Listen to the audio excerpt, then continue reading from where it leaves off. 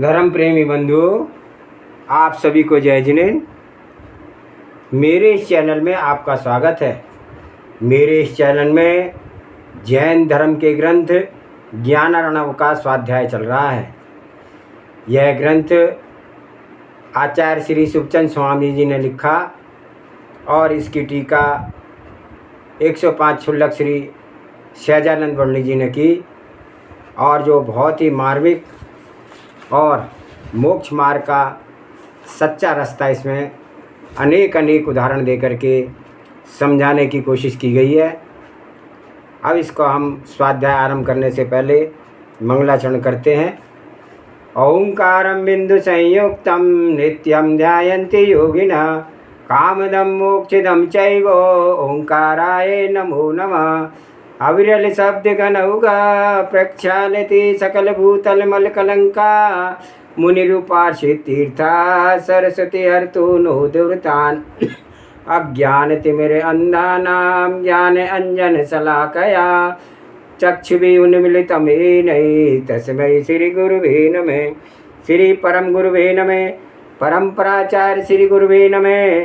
सकल कालुष विध्वंसकं श्री श्याम परिवर्धकं धर्म संबंधकं भव्य जीव मने प्रतिबोधकारकम् इदं शास्त्रं श्री ज्ञानार्णवोदये तन्मूल ग्रंथ कर्तारा श्री सर्वज्ञ देवा तदुत्तर ग्रंथ कर्तारा श्री गणधर देवा प्रति गणधर देवा तेषां वचनासारमासाद्य आचार्य श्री सुखचंद स्वामी जी विरचितं टीकाकार 105 क्षुल्लक श्री सहजानंद पंडित जी। मंगलम भगवान वीरो मंगलम गौतमो गणे मंगलम कुंद कुंदाद्योत जैन धर्मोस्तु मंगलम सर्वे श्रोता सावधानतः श्रवन्तु। श्लोक नंबर 187। द्वारपाले यस्योचैव विचारा चतुरामति हृदि स्फुरति तस्या घ सूति सपने भी दुर्घटा।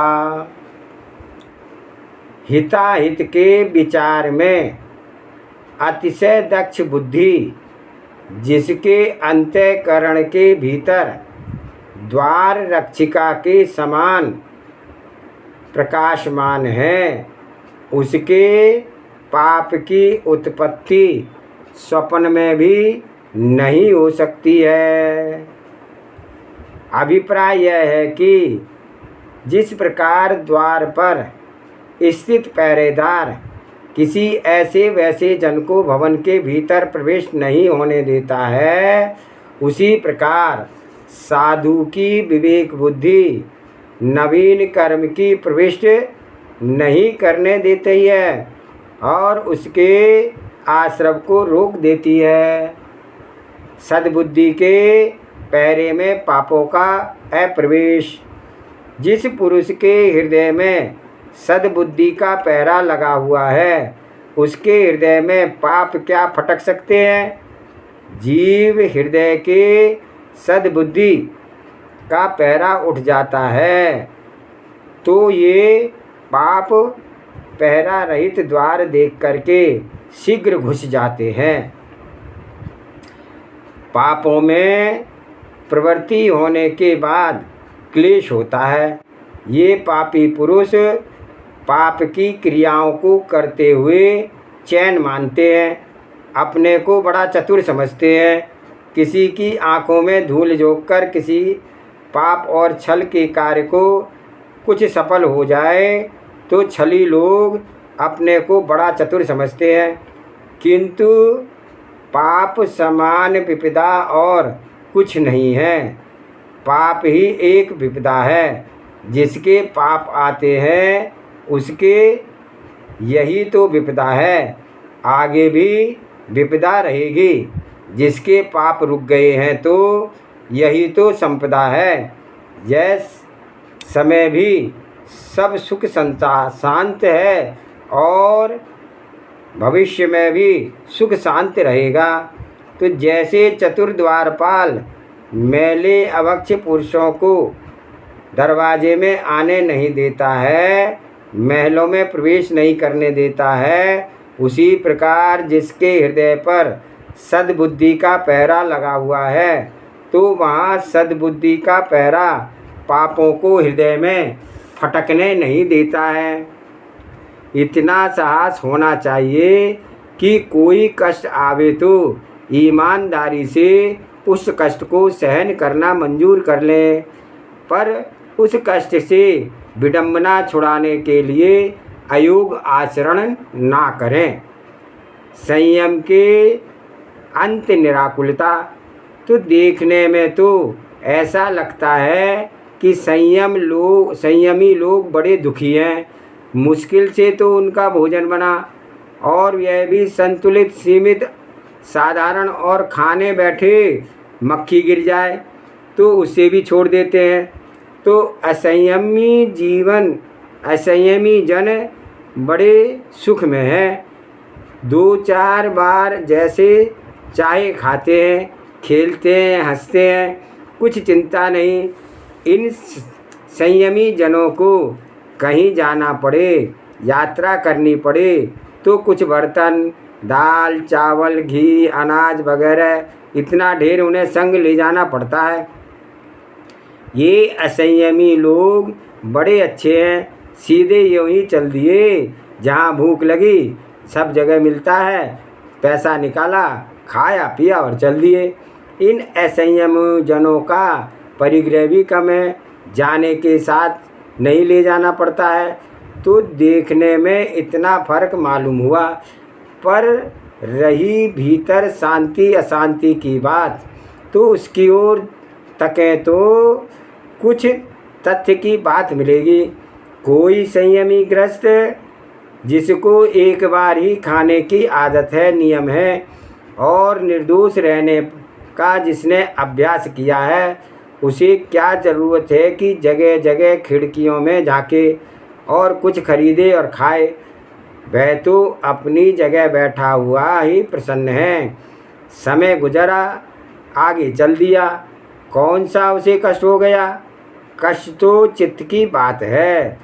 जिसकी वांछाएं बढ़ी हुई हैं, उसको विषयों का प्रेम बढ़ा हुआ है, वह पुरुष साधन मिले हो तो भी दुखी है, ना मिले तो भी दुखी है।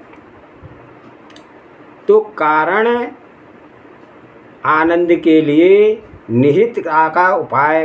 तो दुख के कारण विषयों में साधना नहीं है, विषयों का साधन नहीं है।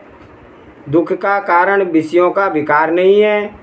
इच्छा का उत्पन्न होना सो दुख का कारण है, और इच्छा का ना रहना सो आनंद का कारण है। सर्वप्रथम करके तत्व ज्ञान के द्वारा यह यत्न करें कि हमारी कम से कम इच्छा हो, और इच्छाएं चलती हों उन्हें भी अपना अपराध माने, तो उन्हें भी दूर करने का चित्त में भाव रखें। सद्बुद्धि का पहरा अपने आत्मा में चारों ओर बना लेवें, तब यह आत्मा सुरक्षित रहेगा। सद्बुद्धि ना रहेगी तो अनेक व्यसन, अनेक पाप, अनेक खोटी वासनाएं इसके हृदय में घर कर बैठेंगी। फिर इनमें मन, वचन, काय सब विडंबनाओं से लगी हुई प्रवृत्ति होगी, तो उसमें कलेश होगा। अपने आप को संभालें, अपनी ओर दृष्टि करें और अपने को ज्ञानानंद में देख करके प्रसन्न रहें। तो इस शुद्ध वृत्ति से कर्मों का संवर होता है, और पहले से बंधे हुए कर्मों की निर्जरा भी होती है। तो कर्मों का बोझ घटे, इसमें यह अपना कल्याण ही है। श्लोक नंबर 188। श्लोक नंबर 188। विहाय कल्पना जालम स्वरूपे निश्चलं मनः यद्दधत्ते तथैव स्यान्मुने परम संभरः। कि जिस समय मुनि का मन समस्त कल्पनाओं के समूह को छोड़कर अपने स्वरूप में स्थिर हो जाता है, उसी समय मुनि के उत्कृष्ट संवर होता है। स्वरूप निश्चलता में परम संवर, तो जिस समय समस्त कल्पनाएं समूह को छोड़ करके अपने रूप में यह मन निश्चल होकर के रहता है, उसी समय मुनि के उत्कृष्ट संवर होता है। और जिस जीव का विभाव का और कर्मों का आने का जैसा निमित्त नैमित्तिक संबंध है, जैसे ही यह जीव राग द्वेष मोह भाव परिणमन करता है, उसी समय ये कर्म उसे आत्मा में बंधते हैं और उनकी स्थिति और फलदान शक्ति निश्चित हो जाती है। और जब ही यह ज्ञानी पुरुष कल्पनाओं को त्यागता है, उसके आधार पर मोह राग द्वेष हुआ करता है। कल्पनाओं को त्याग करके जैसे ही अपने आप के स्वरूप में मग्न हो जाता है, वैसे ही यानी उसी समय यहाँ कर्मों का संवर हो जाता है। फिर कर्म नहीं आते हैं तो कर्तव्य स्मरण। तो भैया इस जीव को करने का यही काम उत्कृष्ट पड़ा हुआ है, अपना ज्ञान सही बनावे और अपने ज्ञान को अपने स्वरूप में मग्न कर दे। ऐसा किए बिना जीव का उत्थान नहीं हो सकता। अपराध करने वाला पुरुष यदि अपने अपराध को समझता रहेगा तो ये अपराध कभी दूर भी किए जा सकते हैं।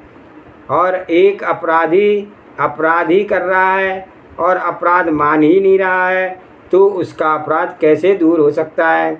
ऐसे ही मोह राग द्वेष करने के अपराधों को यदि अपराध समझते रहे, घर में या संपदा में हमारा तो जाति का परिणाम रहता है, तो यह दोष है, यह कलंक है, मेरा अहित रूप है, मेरा कुछ वास्ता नहीं है। ऐसी यदि सही ज्ञान बनाएं तो कभी यह अपराध दूर हो जाएगा और कभी यह अपराध तो माने नहीं, किंतु परिजन के वैभव के राग करने को ही एक अपना कर्तव्य समझता रहे।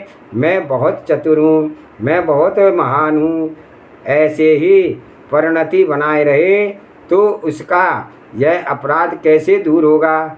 जब तक अपराध दूर नहीं होता है, तब तक आत्मा को शांति प्राप्त नहीं हो सकती है।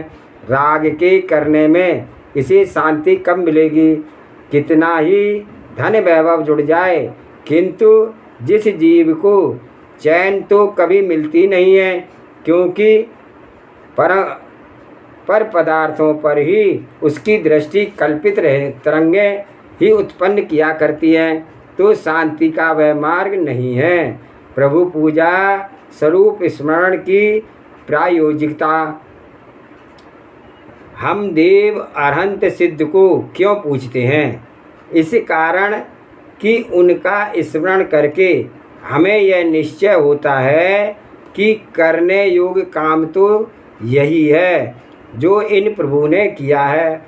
बस अपने इस सत्य कर्तव्य के स्मरण में सहायक है प्रभु की पूजा।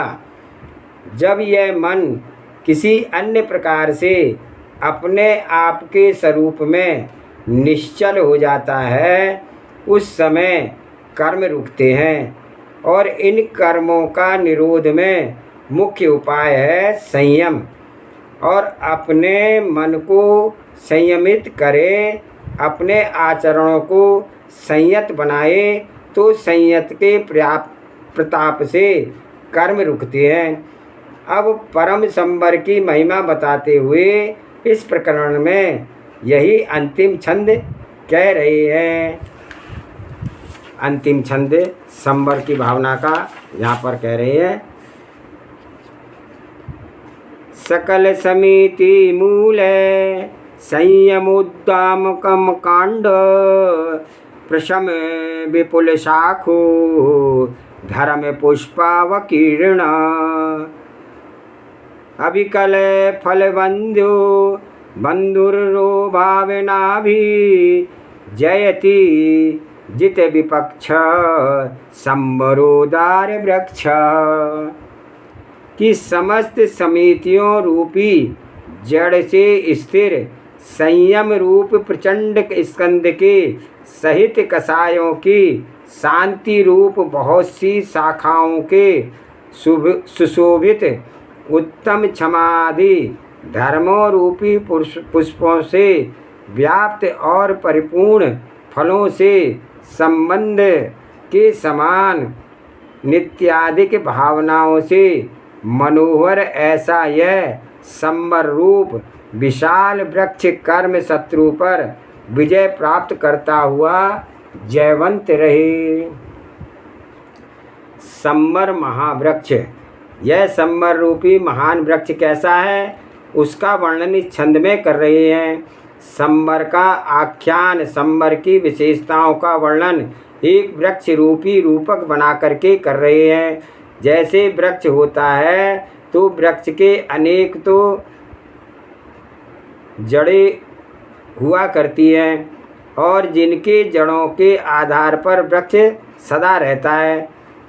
तो एक बात दूसरी बात वृक्ष के में तना होता है और जहाँ तक शाखाएं ना फूटें वहाँ तक का जो मोटा भाग है ऐसा तना हुआ करता है।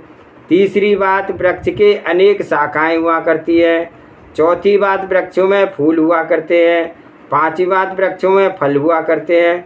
तो ऐसे ही अन्य अनुपम संबर की 5 विशेषताओं को वृक्ष के रूप में बता रहे हैं। संबर रूपी महावृक्ष की जड़ें हैं समस्त समितियाँ। संबर कहते हैं कर्मों का न आना और अपने भावों की शुद्धि बनाना। तो इस संबर रूपी वृक्ष की जड़ है समितियों का पालन। समस्त समितियों इन वृक्षों के मूल हैं। जैसे जड़ें बहुत होती हैं ऐसे ही इस संबर की जड़ें ये 5 समितियां हैं। और इस संबर वृक्ष के समय का संयम का बहुत विशाल तना हुआ करता है। तो जिस तने के ऊपर विशुद्ध भावों की बड़ी बड़ी शाखाएं निकलती हैं और उन शाखाओं में फूल किसके हैं? धर्म के। जैसे वृक्ष के फूल हुआ करते हैं ऐसे ही संबर वृक्ष में धर्म के फूल हैं, क्षमा, मार्दव, आर्जव आदि। और इस संबर वृक्ष में फल क्या है? वे फल बहुत पुष्कल दृढ़ और शाश्वत आनंद के देने वाले हैं। तो यह संबर वृक्ष 12 भावनाओं से बंधुर है अथवा 12 भावनाओं के छोटे फलों से बढ़कर के आनंद के महाफल को देने वाला है।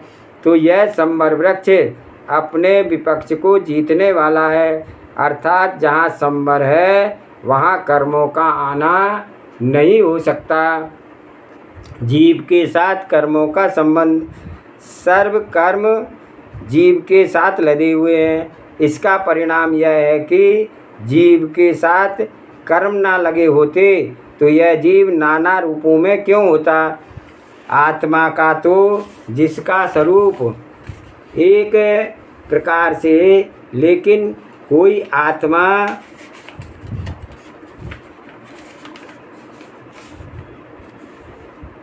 शुभ पर्याय में है, कोई पक्षी पर्याय में है, कोई कीट पर्याय में है, कोई पशु पर्याय में है, कोई नरक में है, कोई मनुष्य है और कोई भिन्न भिन्न तरह के प्रकृति के मनुष्य की प्रकृति के रूप में मनुष्यों से नहीं मिलती है।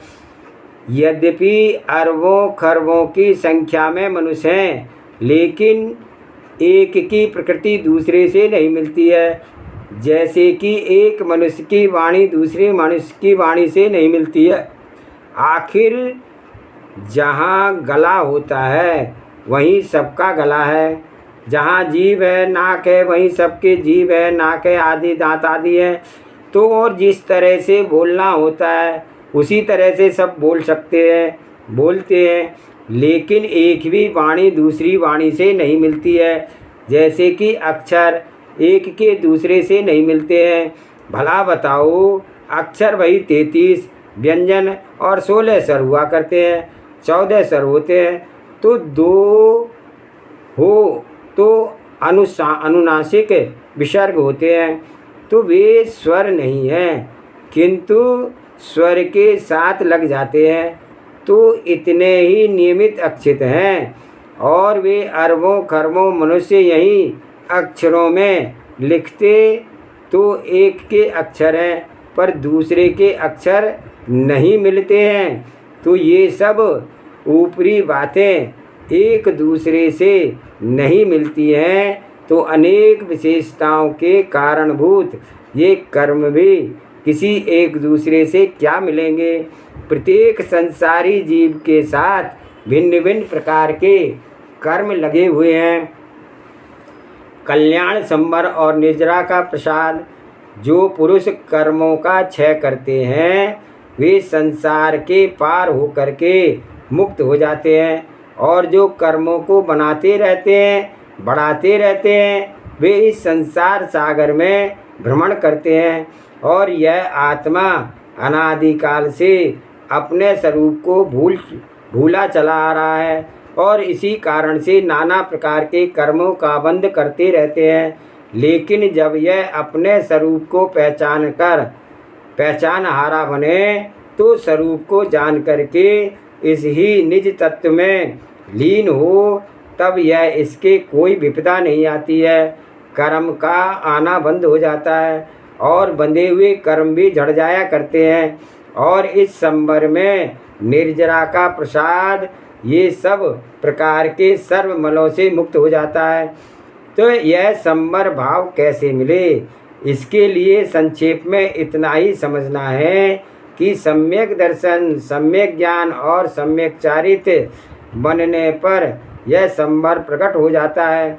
और जहाँ इसकी पूर्णता हो जाती है, एकता हो जाती है, वहीं यह पूर्ण संवर हो जाता है। सुधार और के अवसर को खोने का अनुरोध, सुधार के अवसर को न खोने का अनुरोध। तो विषयों के कषायों से हम अपनी विजय नहीं हो सकती, हम आपकी विजय नहीं हो सकती, उसमें क्लेश ही क्लेश है। तो इस कारण इन विषयों के कुछ विराम लें और अपने स्वरूप की खबर लें।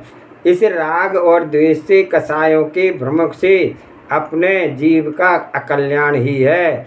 जब भी हम चेते तभी भला है, और यदि अभी नहीं चेते तो अवसर मिला है सुधार का। इस अवसर का लाभ ना उठा पाए तो आगे क्या आशा की जा सकती है। मान लो मलकर के कीड़ा मकोड़ा बन गए, तो फिर क्या इसका रहा। यहाँ तो मनुष्य अपने वैभव पर नाज करता है, और अपने यश पर, अपने परिजन समूह पर गर्व करता है, और मरने के बाद कीड़ा मकोड़ा बन जाए, पेड़ पौधा बन गए, कहाँ गर्व रहेगा। तो ये समागम रमने के लिए नहीं है, बुद्धि मानग्रस्त। तो इस समागम को भी उपयोग में कैसे अपना मोक्ष मार्ग चल सके, उसमें बाधा न आए, इस प्रकार करता है। तो एक ही लक्ष्य हो, तो जो प्रभु ने मार्ग अपनाया है वही मुझे अपनाना है, तभी कल्याण होगा। आज का स्वाध्याय समाप्त करते हैं। आज का प्रश्न है प्रश्न नंबर 51, रतनमाला का प्रश्न। बहुरी शिष्य पूछे, हे गुरुवर, पिता पुत्र के स्नेह कौन पुण्य से होते हैं। तब गुरुजी कहते हैं, जिनने परभव में औरों के पिता पुत्र के स्नेह देख करके सुख पाया हो, पराए पिता पुत्रन को राग देश भाव देख करके वो अपनी बुद्धि के बल पर उन दोवन में समझौता कराया हो, स्नेह बढ़ाया हो, और उनके पिता पुत्र में स्नेह चाय हुआ हो इत्यादि शुभ भावों से पिता पुत्र में स्नेह होता है। दूसरा प्रश्न पूछा कि हे प्रभु, गर्भ में पुण्याधिकारी का अवतार कैसे होता है? तब गुरुजी कहते हैं, जाके गर्भ में आवते माता पिता प्रसन्न चित्त रहें, कुटुंब में मंगल होए, माता का चित्त भगवान की पूजा रूप में लगे, ताकि दान की अभिलाषा होए, दिन दिन कुटुंब ते ताकि प्रीति बढ़े, माता पिता का चित्त उदार होए, माता पिता कुटुंब जन के साथ परजन के सत्कार के रूप प्रवर्तें, माता पिता के चित्त में उज्ज्वल भली वस्तु आचार सहित उपजी हो, ताकि खावने की अभिलाषा हो तथा माता पिता को दीर्घ धन का लाभ हो, माता पिता कोई दीन दुखी दरिद्र को देख करके तिनका चित्त दयारूप हो जाए, इत्यादि शुभ लक्षणों से सहित शुभ जीव के अवतार जानना चाहिए। जावानी के ज्ञान से सूझे लोकालोक, सोवाणी मस्तक नमो सदा देत हूँ दुख, ये जिनवाणी भारती तोय जपो दिलैन, जो तेरी शरण आ गए सो पावे सुख चैन, देव बजो अरिहंत को गुरु सेवा निर्गन, दया धर्म पालो सदा यही मोक्ष का पंथ, 9 बार नमोकार।